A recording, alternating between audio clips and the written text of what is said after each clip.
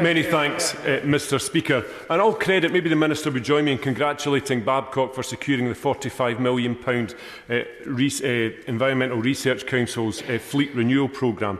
Of course, Babcock and BAE should be gearing up to do 100% of the fleet solid support ships in a distributed model across the UK, but they're not, because this Tory government has awarded a £1.6 billion contract for 3 ships to Navantia in Spain. When Sir John Parker, in his national shipbuilding strategy, maybe the Secretary of State could pipe down a second, stressed that the MOD should embrace smart procurement and invest in yards, invest in apprenticeships and commission ships with an eye to export. Did the government realise they were talking about yards in the UK, not yards in Spain? I listened very carefully to that question, but with respect, we will not take lectures from an SNP government that put a ship in the water in 2017, a ferry, which has failed to now be developed.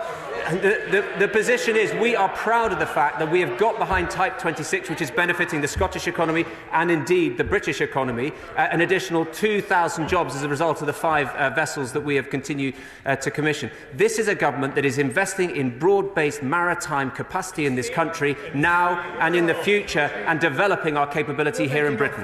Dave Doogan. Mr Speaker, we hear all the time about the strength of the Union for orders into Scottish yards, but Scotland, still stuck in this necrotic union, loses out no matter what happens when this Secretary of State awards work that should have gone to the UK to Cadiz. It's heads the UK wins, tails Scotland loses. Now, I wish Appledore and Devon and Harland and Wolfe and Belfast all the best, but without the requisite workforce or skills, they are simply the Union flag gift wrapping that this Defence Secretary has given to the Spanish shipbuilding industry. So I ask the Government and the shipbuilding czar, an increasingly ridiculous title, when contrary to his own claims, when the bulk of this work is delivered in Spain, will this Secretary of State and this ministerial team resign?